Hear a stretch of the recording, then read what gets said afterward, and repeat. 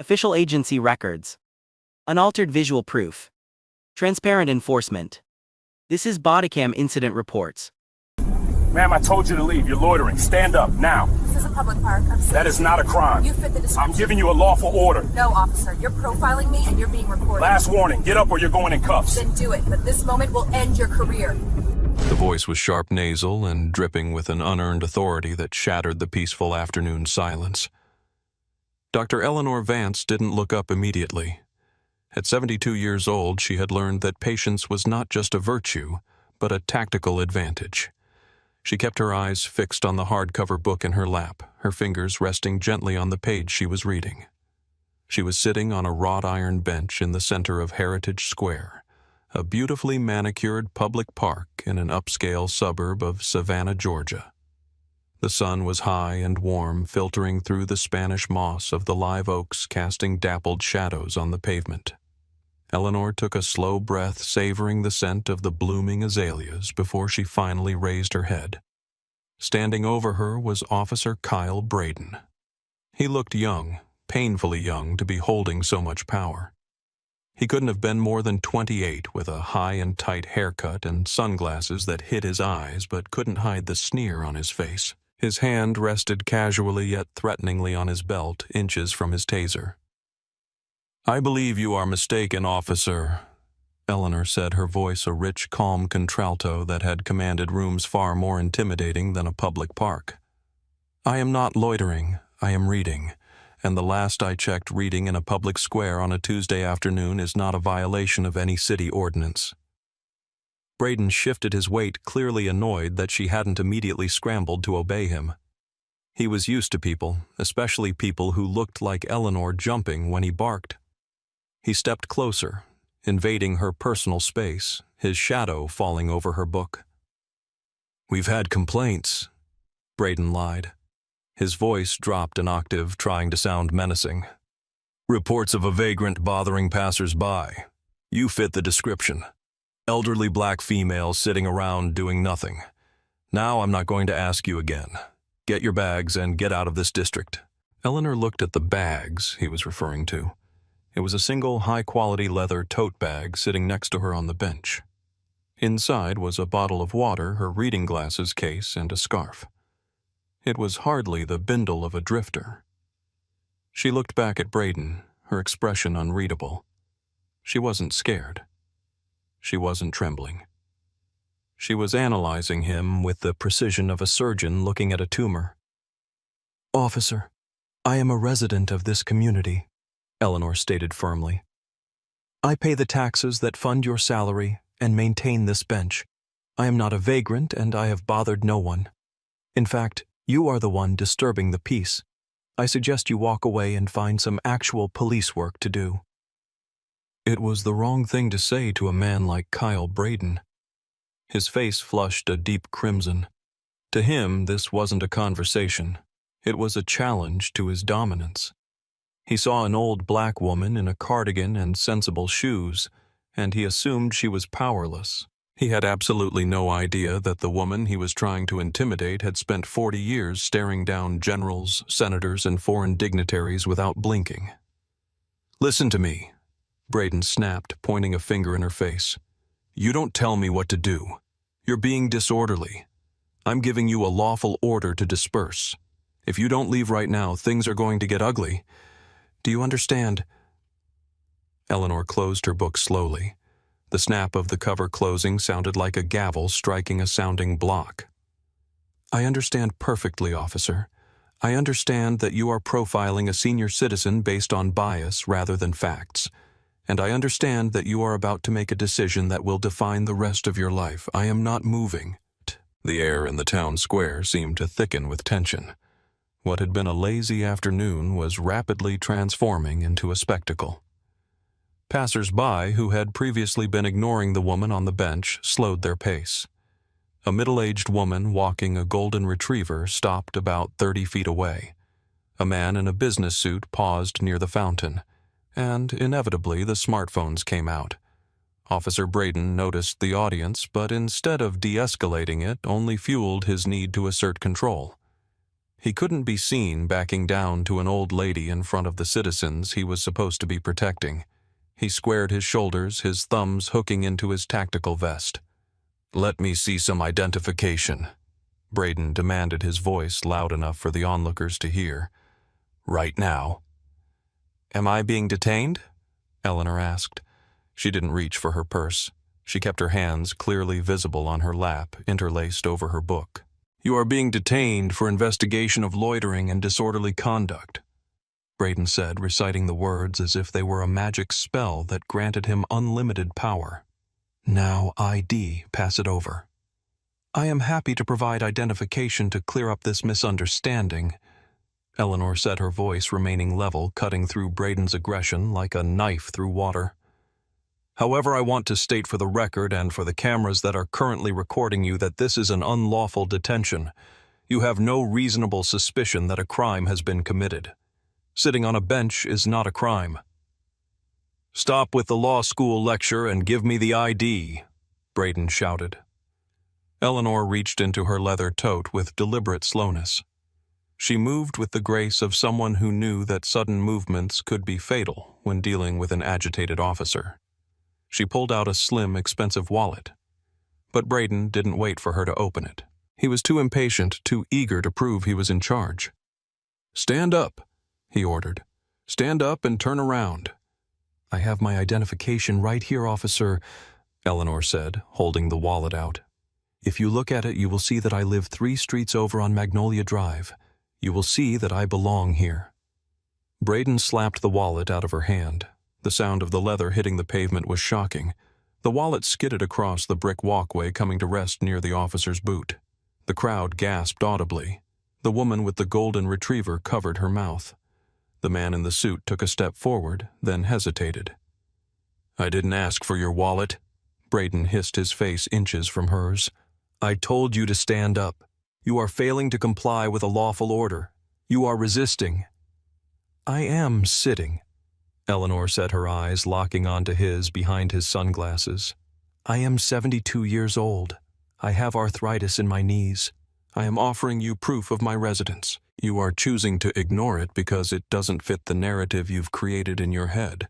You want me to be a vagrant so you can bully me. But I am not." "That's it," Braden growled. He reached for his radio. "Dispatch. I have a non-compliant subject at Heritage Square, refusing lawful orders, requesting backup." He looked back at Eleanor with a smirk of triumph. "You wanted to play games. Now you're going to jail. Last chance. Get on the ground." "I will not get on the ground," Eleanor said, her dignity radiating off her like heat from the pavement. "I am wearing a dress, officer. I will not degrade myself because you have an ego problem. If you are going to arrest me for sitting in a park, then you proceed. But know this, you are violating my Fourth Amendment rights, and there will be a reckoning." Braden's hand went to his belt. He pulled out his handcuffs. The metal glinted in the sunlight. "Turn around. Hands behind your back. You're under arrest." The metallic ratchet of the handcuffs tightening around Dr. Eleanor Vance's wrists was a sound that seemed to echo across the entire square. It was a jarring, unnatural noise against the backdrop of rustling leaves and distant traffic. Eleanor stood slowly, wincing slightly as her stiff knees protested, but she made no sound of complaint. She turned her back to Officer Braden, allowing him to pull her arms behind her. Braden wasn't gentle. He wrenched her arms up higher than necessary, a technique used to inflict pain and force submission. Eleanor didn't flinch. She kept her chin high, staring straight ahead at the statue of the town's founder in the center of the fountain. "You're hurting her." A woman's voice rang out from the crowd. "She's an old lady. What is wrong with you?" "Back up!" Braden yelled over his shoulder, sweat now beading on his forehead. "Everyone stay back. This involves an active investigation." He pushed Eleanor forward, his hand heavy on her shoulder. She stumbled slightly but caught her balance. The crowd was growing. There were at least 15 people now, most of them holding phones up, recording every second of the interaction. Braden felt a flicker of doubt, a tiny prick of fear in the back of his mind, but he crushed it down. He was the law. She was the criminal. That was how the world worked. "You are making a grave error, young man," Eleanor said quietly. Her voice wasn't loud, but it was terrifyingly calm. "I am not resisting. I am not fighting you. But I am telling you as one human being to another, you need to stop this now. Check my wallet. Just pick it up and look at it." "I don't care who you are," Braden sneered, leaning close to her ear as he marched her toward his patrol cruiser parked at the curb. "You could be the Queen of England for all I care. In this town, you do what you're told. You wanted to be smart. Now you can be smart in a holding cell." He didn't pick up her wallet. He didn't pick up her book. He left her belongings scattered on the ground like trash. A bystander, the man in the suit, quickly stepped in and scooped them up as Braden dragged Eleanor away. "I've got her things," the man called out. "I'm recording this. I'm following you to the station." Braden ignored him. He opened the back door of the cruiser and shoved Eleanor inside. The back seat of a police car is not designed for comfort. It is a hard plastic cage designed to humiliate. Eleanor maneuvered herself onto the seat, her wrists aching, her shoulders burning from the awkward angle. The door slammed shut, sealing her in the stifling heat before Braden started the engine and cranked the AC. Through the plexiglass divider, Eleanor watched Braden get into the driver's seat. He was breathing hard, the adrenaline of the confrontation still pumping through his veins. He looked in the rearview mirror and their eyes met. "You're going to regret this day," Eleanor said. It wasn't a threat. It was a statement of fact delivered with the certainty of a weather forecast predicting a hurricane. "Shut up," Braden muttered, putting the car in gear. "You're in big trouble, lady. Disorderly conduct, resisting arrest, failure to identify. You're looking at a bad weekend." He pulled out into traffic lights, flashing unnecessarily. He felt powerful. He had cleaned up the park. He had shown the community that he was proactive. He had absolutely no idea that the vagrant in his back seat was Dr. Eleanor Vance, a woman who had retired 3 years ago as a major general in the United States Army, a woman who had overseen logistics for entire war zones and who currently served as a senior civilian advisor to the Pentagon on ethics and protocol.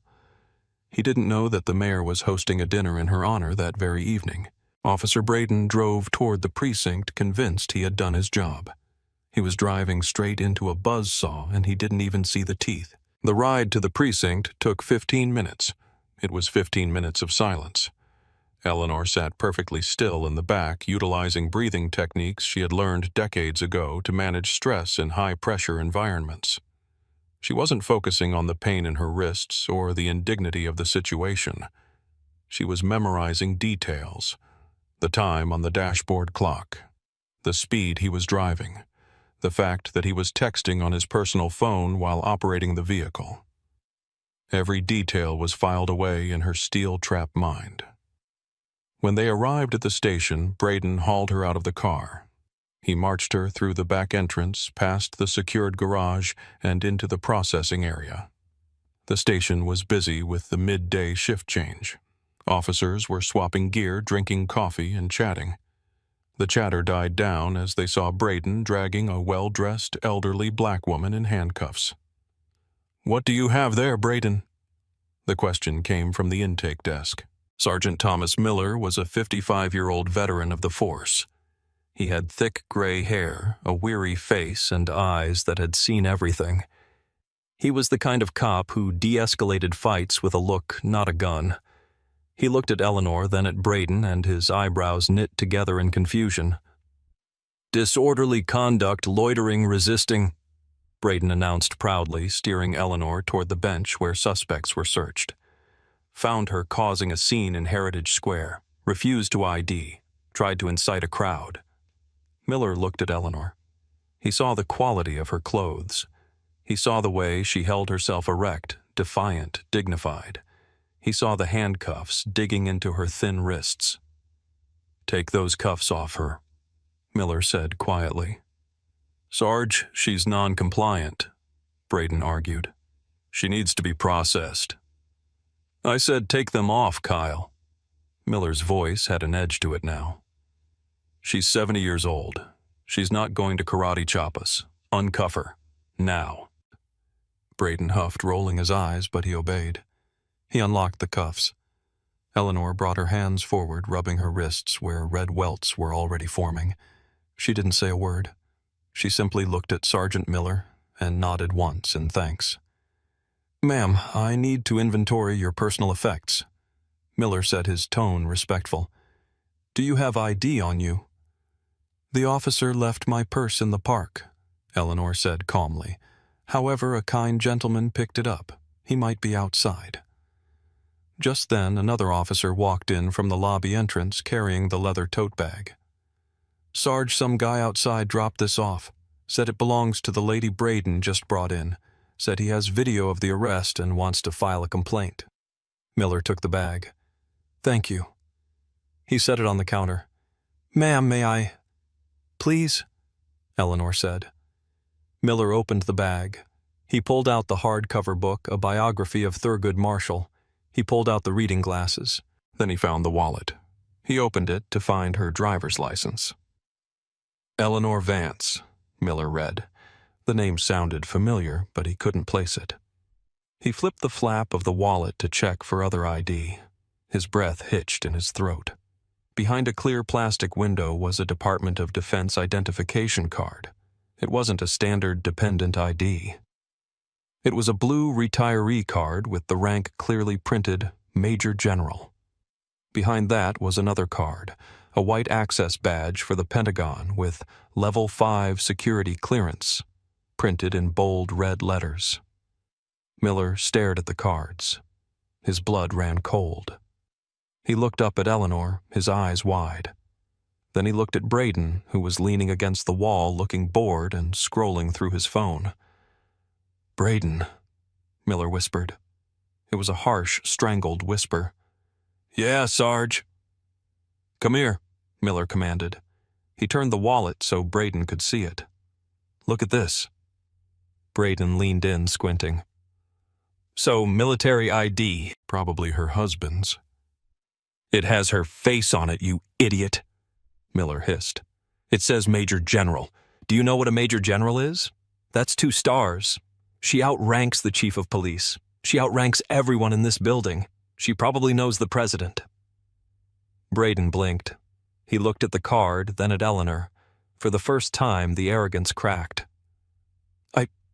I didn't know. She didn't tell me. I tried to tell you, Eleanor interjected smoothly. You told me to shut up. Miller closed the wallet carefully, treating it like a holy relic. He looked at Eleanor with an expression of pure horror. General Vance, ma'am, I'm so sorry. There has been a terrible mistake. There certainly has, Sergeant, Eleanor said. I would like to speak to your chief, now. Chief of Police Robert Sterling was in the middle of eating a turkey sandwich when his office door burst open. He was about to yell at whoever had interrupted his lunch, but the look on Sergeant Miller's face stopped him cold. Miller looked like he had seen a ghost. Chief, you need to come out to processing immediately, Miller said, his voice shaking. What is it? Did someone die? Sterling wiped crumbs from his mouth. Not yet, Miller said ominously. But Officer Braden just arrested Eleanor Vance. Sterling froze. The name hung in the air. Eleanor Vance, the keynote speaker for the mayor's charity gala tonight, the retired general. The same, Miller confirmed. Braden brought her in for loitering. She was reading a book in the square. She's in the holding area. She's calm, Chief, but it's the kind of calm that comes before a nuclear explosion. Oh, sweet Jesus, Sterling muttered. He threw his sandwich into the trash and grabbed his hat, though he didn't put it on. He practically ran out of his office down the hallway and into the processing room. The scene that greeted him was surreal. Officer Braden was standing in the corner looking pale and like he wanted to vomit.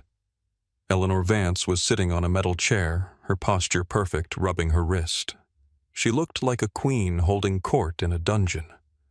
Sterling approached her, slowing down as he got close, his demeanor shifting to one of extreme deference. "General Vance, I am Chief Robert Sterling. I cannot apologize enough for this." Eleanor looked up at him. Her eyes were sharp, intelligent, and unforgiving. "Chief Sterling, I believe we met briefly at the Veterans Day Parade last year." "We did, ma'am. Yes." "It is interesting," Eleanor said, her voice conversational but deadly. "I spent 35 years in the United States Army. I served in 3 combat zones. I have been shot at by insurgents and negotiated with warlords. And yet the only time I have ever been handcuffed and treated like a criminal was today in my own neighborhood by a boy who wasn't even born when I earned my first star." She gestured toward Braden without looking at him. "Your officer decided that a black woman reading a book in Heritage Square could only be a vagrant. He refused to look at my identification. He refused to listen to reason. He escalated a non-event into a civil rights violation because his ego couldn't handle a citizen knowing her rights." Sterling turned to Braden. The chief's face was purple with rage. "Braden, get in my office. Now." "Chief, Braden started. "Not a word," Sterling roared. The sound bounced off the concrete walls. "Get in my office and sit down and pray that I don't throw you through the window." Braden scurried away like a frightened rat. Sterling turned back to Eleanor. "Ma'am, you are free to go, obviously. We will drop all charges immediately. I will have a squad car drive you home, or I can drive you myself. I want to assure you that this is not how my department operates." "Oh, but it is, Chief," Eleanor corrected him, "because that officer felt completely comfortable doing what he did. He did it in broad daylight. He did it with cameras rolling. That tells me he has done it before, and he expected to get away with it again. The only difference is that today he picked the wrong victim." She stood up. "I don't want to ride home. I have called my son. He is on his way. But before I leave, I have some requirements." "Anything," Sterling said. "Name it." The atmosphere in this processing room was heavy, suffocating. Sergeant Miller stood by the computer pretending to work, but hanging on every word. Chief Sterling stood with his hands clasped in front of him, a posture of submission he rarely assumed.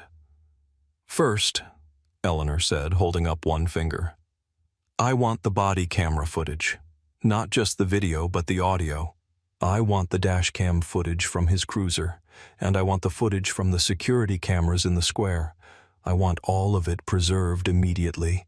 If a single second goes missing, I will assume it is a cover-up." "I will order the preservation right now," Sterling promised. "You will have copies by the end of the day." "Second," she continued, "I want a copy of the incident report before it is revised or cleaned up.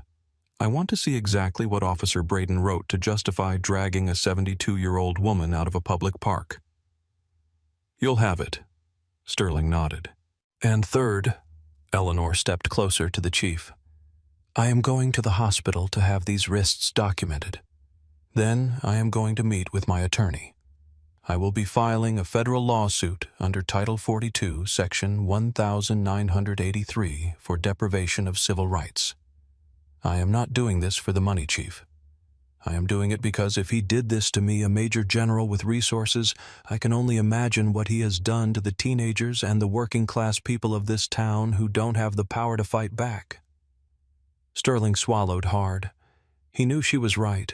He knew Braden had complaints in his file, complaints about rudeness, about aggression that had been dismissed as proactive policing. Now those dismissed complaints were going to look like a pattern of condoned misconduct. "I understand, General," Sterling said. "I can't stop you, and I won't try. You have every right." "I know I do," Eleanor said. The doors to the lobby opened, and a tall man in his 40s rushed in. It was Eleanor's son David, a successful architect. He looked frantic. "Mom," he ran to her, checking her over. "Are you okay? They said you were arrested for what?" "For reading while Black David," Eleanor said dryly. She took her bag from the counter. She turned back to Chief Sterling. "You have a problem in your department, Chief. Officer Braden is a symptom, but the culture that allowed him to think he was a king is the disease. You have a very short window to fix it before I expose it to the world." She didn't wait for a response. She took her son's arm. "Let's go, David. I need to get changed. I have a dinner with the mayor tonight, and I refuse to let this ruin my evening." As she walked out of the station, head held high back straight, she looked every inch the general she was. Behind her, Chief Sterling watched her go, then turned slowly toward his office where Officer Braden was waiting. The chief took a deep breath. It was going to be a long, terrible afternoon for Kyle Braden. The fallout was not gradual. It was immediate and explosive. By the time Eleanor Vance arrived at the mayor's gala that evening, wearing a stunning evening gown that covered the bruises on her wrists, the video of her arrest had already been uploaded to social media by the man in the suit. The caption was simple: "Savannah police arrest 72-year-old retired general for reading a book." Within 3 hours, it had 2 million views. The video was damning. It showed Eleanor's calm demeanor contrasted with Braden's escalating aggression. It showed the moment he slapped her wallet away. It showed him wrenching the arms of an elderly woman. The audio was crisp. "I don't care who you are," Braden had said. The internet detectives went to work. By the next morning, Officer Kyle Braden's name was trending nationwide. But it wasn't just online outrage. The mayor, furious that his guest of honor had been humiliated by his own police force, demanded answers. Chief Sterling didn't try to defend the indefensible. He announced an immediate internal investigation. But Eleanor didn't wait for the police to investigate themselves. Her lawyer filed the federal lawsuit 3 days later. It was a masterpiece of legal writing citing the Fourth Amendment, the 14th Amendment, and a dozen precedents regarding unlawful seizure. The discovery phase of the lawsuit was a disaster for the city. It revealed that Braden had stopped 18 other black residents in the town square over the last 6 months. None had been cited for a crime. All had been told to move along. He was running a one-man segregation campaign and nobody had stopped him. The city attorney took one look at the evidence, the video, and the plaintiff and told the city council, "Settle. Settle now. If we put General Vance on a witness stand in front of a jury, they will give her the keys to the city treasury." The settlement was reached in record time. The city agreed to pay $850,000 in damages. But the money was the least of their problems. The Department of Justice announced they were opening a pattern or practice investigation into the department to see if Braden's behavior was systemic. As for Officer Braden, his union rep took a look at the video and the file and shook his head. "I can't save you, kid. You arrested a general. You slapped her wallet. You're done." Braden was fired for cause excessive force conduct unbecoming and violation of civil rights. He tried to appeal, claiming he was following training, but the chief testified against him. Braden's law enforcement certification was revoked. At 28 years old, his career as a police officer was over forever. 6 months after the incident, Heritage Square was peaceful. The azaleas were blooming again. Dr. Eleanor Vance sat on the same bench where she had been arrested. She was reading a book. But this time, no one bothered her. In fact, a passing patrol car slowed down and the officer inside gave her a respectful wave before driving on. The settlement money had hit her bank account weeks ago. She hadn't kept a dime. She had used the entire $850,000 to establish the Vance Legal Defense Fund for Veterans, a nonprofit dedicated to providing free legal counsel to veterans of color who faced police misconduct.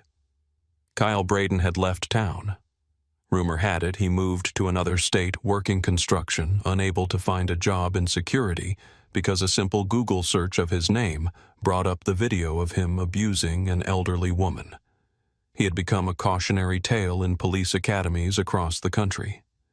Instructors played the video to cadets as a lesson on what not to do. Eleanor closed her book. She looked at the spot where her wallet had been slapped to the ground. She didn't feel anger anymore. She felt a quiet, somber resolve. She had won, yes, but she knew that for every Eleanor Vance with a rank and a pension, there were thousands of others who were just suspects. People who were bullied, cuffed, and silenced because they didn't have the power to fight back. She stood up, picking up her tote bag. She walked slowly out of the square, the sun warming her face. She had stood her ground not just for herself, but for the right of anyone, regardless of age or skin color, to exist in a public space without fear. The system had worked this time, but only because she had forced it to. And that was a lesson she would never stop teaching. Conclusion. This story isn't just about a bad cop or a lawsuit. It's about dignity.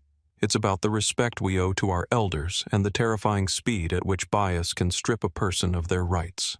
Eleanor Vance had the strength and the status to fight back, but ask yourself what would have happened if she had been a housekeeper instead of a general. Would the chief have apologized? Would the video have gone viral? Justice shouldn't depend on who you are or who you know. It should be the default. I want to hear from you in the comments. Have you ever seen someone judged or mistreated just because they didn't look like they belonged? How would you have reacted if you were a bystander in that park? If this story moved you, please hit that like button and subscribe. We share these stories not just to entertain, but to remind us all that standing up for what's right, even when you're sitting on a park bench, can change the world. This briefing is now complete.